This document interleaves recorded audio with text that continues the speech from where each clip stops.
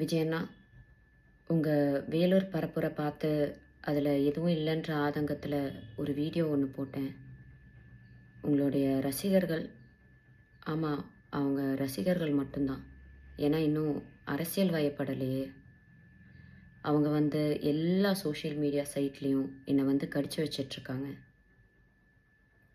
இந்த மைனர் பசங்கக்கிட்ட இருக்கிறது முக்கால்வாசி என்னமோ ஃபேக் ப்ரொஃபைல் மட்டும்தான். அதை வச்சு தான் என்னை மிரட்டிட்டும் இருக்காங்க. அதுக்காக பயந்து நான் அந்த வீடியோவை டிலீட் பண்ணவும் மாட்டேன், என் கருத்துக்கள்லேருந்து பின்வாங்கவும் மாட்டேன். என்னை மிரட்டினா பரவாயில்ல, ஆனால் என்னை சார்ந்தவங்களையும் மிரட்டுறனால இதை சொல்ல வேண்டிய கட்டாயத்தில் இருக்கேன். விஜயண்ணா, உங்களுக்கு என்ன பழி வாங்கணுன்னா நான் என் வீட்டில் இருப்பேன், இல்லைன்னா என் ஆஃபீஸில் இருப்பேன். என்ன வேணாலும் பண்ணுங்கள், ஆனால் அவங்கள விட்டுருங்க. ஓ, நீங்கள் பனையூரை விட்டு வெளியே வர மாட்டீங்கல்ல? நான் இன்னும் உயிரோடு தான் இருக்கேன். நான் வேணா பனையூர் வரேன். என்னை திட்டின மாதிரி தான், மக்களை திட்டின மாதிரிலாம் யாரையும் உள்ளே இழுத்து போட மாட்டேன்.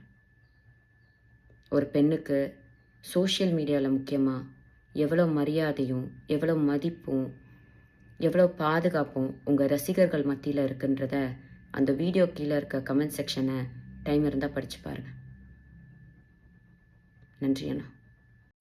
எப்பா டே, எங்களை பார்த்து அவ்வளோ முட்டாளுங்களா தெரியுமா? இல்லை புரியாமல் தான் கேட்குற. ஒவ்வொரு வாட்டியும் தளபதி ஸ்பீச் கொடுத்தாலும் என்ன அவ்வளோ ஒரு இன்செக்யூரிட்டி? ஐயோ, தளபதி இப்படி பேசுகிறாங்க, அவங்க ஃபேன்ஸ் அப்படி பண்ணிடுவாங்க, உயிர்கள் போயிடும் அப்படின்னு. நடக்காத ஒன்று நீங்களே ஒரு சீனு கிரியேட் பண்ணி மக்களை ட்ரிகர் பண்ணி விட்டு ஒரு ஏஜெண்டா வச்சு இப்படி பொங்குறீங்களே, இது நியாயமா? இது தேவையா? ரிலாக்ஸ் பண்ணுங்கப்பா. ஜூலி, உங்கள் மேலே இருக்கிற அக்கறையில் தான் ஒரு விஷயம் சொல்கிறேன். இன்ஃபேக்ட் நான் சொல்லவும் மாட்டேன், நீங்களே படிங்க. உங்களுக்காக தான் இந்த டிஷர்ட் போட்டேன், அவ்வளோதான் விஷயமே. Be your self.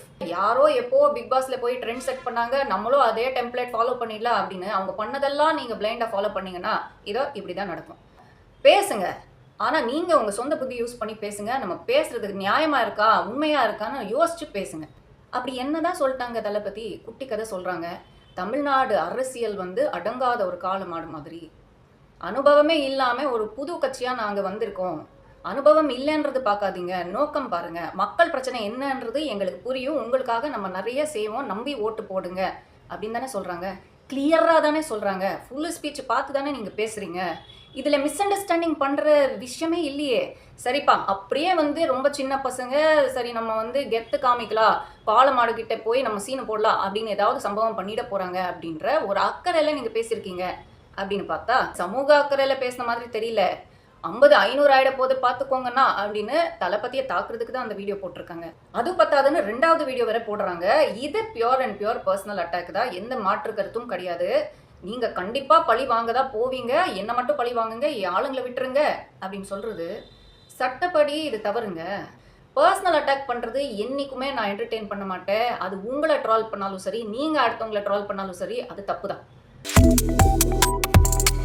Subscribe to One India and never miss an update.